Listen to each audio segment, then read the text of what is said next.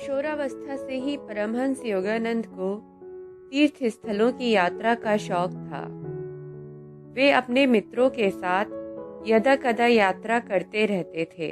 क्योंकि उनके पिता रेलवे में अधिकारी थे, इसलिए वे आराम से यात्राओं का शौक पूरा कर सकते थे। एक दिन उनके पिताजी ने उन्हें बरेली से बनारस आने जाने का एक पास, 1 रुपए के कुछ नोट और 2 पत्र देते हुए कहा, मुझे बनारस के अपने मित्र केदारनाथ बाबू को एक कार्य के विषय में कुछ प्रस्ताव भेजना है। दुर्भाग्यवश उनका पता मेरे पास नहीं है। तुम बनारस जाकर स्वामी पूर्वानंद से मिलो, वह तुम्हें केदारनाथ बाबू तक पहुंचा देंगे। स्वामी पूर्वानंद मेरे गुरु भाई हैं। उन्होंने अति उन्नत आध्यात्मिक अवस्था प्राप्त कर ली है। उनके संग से तुम्हें भी लाभ होगा। यह दूसरा पत्र उन्हें तुम्हारा परिचय दे देगा। बनारस पहुंचते ही मैं स्वामी पूर्वानंद के निवास स्थान की ओर चल पड़ा। सामने का द्वार खुला था। मैं दूसरी मंजिल पर स्थित एक लंबे हॉलनुमा कमरे में जा पहुंचा। फर्श से कुछ ऊंची उठी हुई एक चौकी पर स्थूलकाय एक व्यक्ति अधोवस्त्र धारण किए हुए पद्मासन में बैठे थे।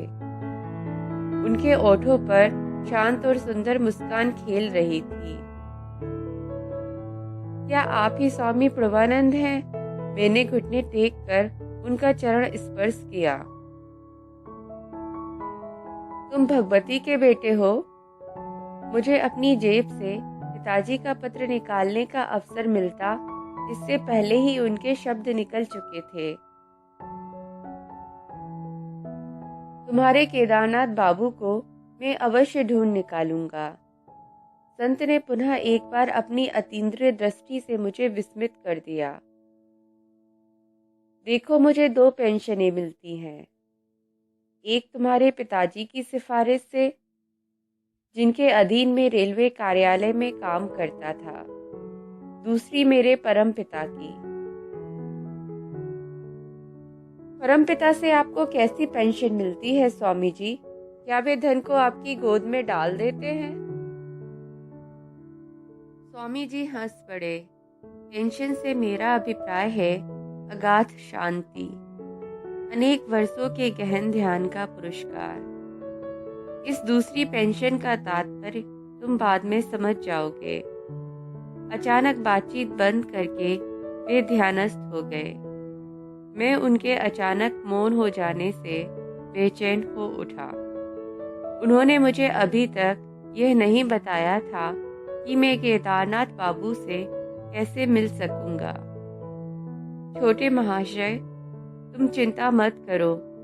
जिनसे तुम मिलना चाहते हो वे आधे घंटे में यहाँ पहुँच जाएंगे। योगीवर मेरे मन को पढ़ते हुए बोले। उन्होंने पुनः मौन धारण कर लिया। लगभग 30 मिनट के बाद मैंने सीढ़ियों से किसी के ऊपर आने की आहट सुनी। लगता है केदारनाथ बाबू आ गए हैं, स्वामी पूर्वानंद बोले। मैं असमंजस में था। बिना किसी संदेश वाहक के केदारनाथ बाबू कैसे आ पहुंचे? मैं चुपचाप उठकर कमरे से बाहर आ गया और सीढ़ियां उतरने लगा। आधे रास्ते में मध्यम कद के एक दुबले पतले गौरवर्ण व्यक्ति से मेरी भेंट हुई। क्या आप केदारनाथ बाबू हैं? मेरी आवाज में उत्तेजना थी। हाँ, तुम भगवती के बेटे हो ना, जो मुझसे मिलने के लिए यहाँ मेरी प्रतीक्षा कर रहे हो? वे मुस्कुराए। महाशय, पर आप यहाँ कैसे आए? मैंने गंगा स्नान समाप्त ही किया था कि स्वामी पूर्वानंद मेरे पास पहुँच गए और तुम्हारे आने की खबर दे दी। मैं खुशी से तैयार हुआ। हम लोग साथ साथ चलने लगे। स्वामी जी तेज चलते हुए मुझसे बहुत आगे निकल गए। वे तेजी से चलते हुए भीड़ में अदृश्य हो गए। मैं जितना तेज चल सकता था उतना तेज चलकर यहाँ पहुँचा हूँ। मैं केदारनाथ बाबू के कथन से हतप्रभ था। मुझे अपने कानों पर विश्वास नहीं हो रहा था। क्या आप उनसे सचमुच मिले थे?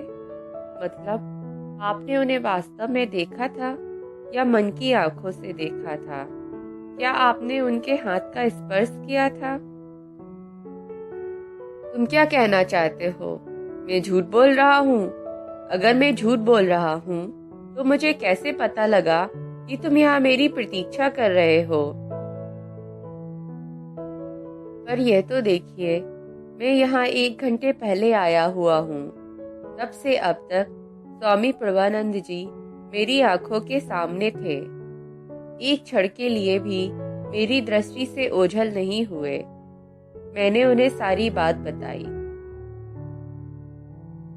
हम लोग इस भौतिक युग में जी रहे हैं या स्वप्न देख रहे हैं। मैंने अपने जीवन में ऐसा चमत्कार नहीं देखा। मैं तो समझता था कि स्वामी जी एक साधारण इंसान है।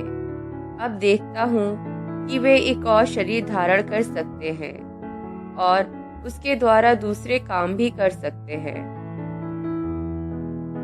हम दोनों ने एक साथ स्वामी जी के कमरे में प्रवेश किया।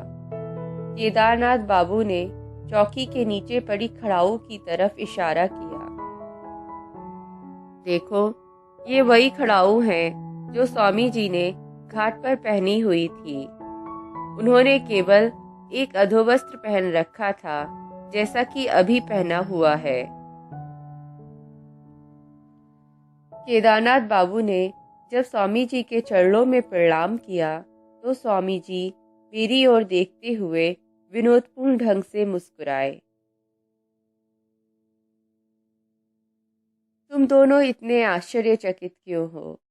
दृश्य जगत की सूक्ष्म एकता सच्चे योगियों से छुपी नहीं रहती। मैं सुदूर कोलकाता में रहने वाले शिष्यों के सामने प्रकट होकर उनसे वार्तालाप कर सकता हूँ। इसी प्रकार स्थूल जगत की प्रत्येक बाधा को इच्छानुसार पार कर सकता हूँ। शायद मेरे बाल हृदय में आध्यात्मिक उत्साह जगाने के उद्देश्य से ही स्वामी जी ने दूर श्रवण और दूरदर्शन के योग बल के बारे में मुझे बताने के लिए साक्षात प्रमाण दिए थे। इस असाधारण रहस्योद्घाटन के उपरांत स्वामी प्रभानंद दीर्घ काल तक मौन रहे।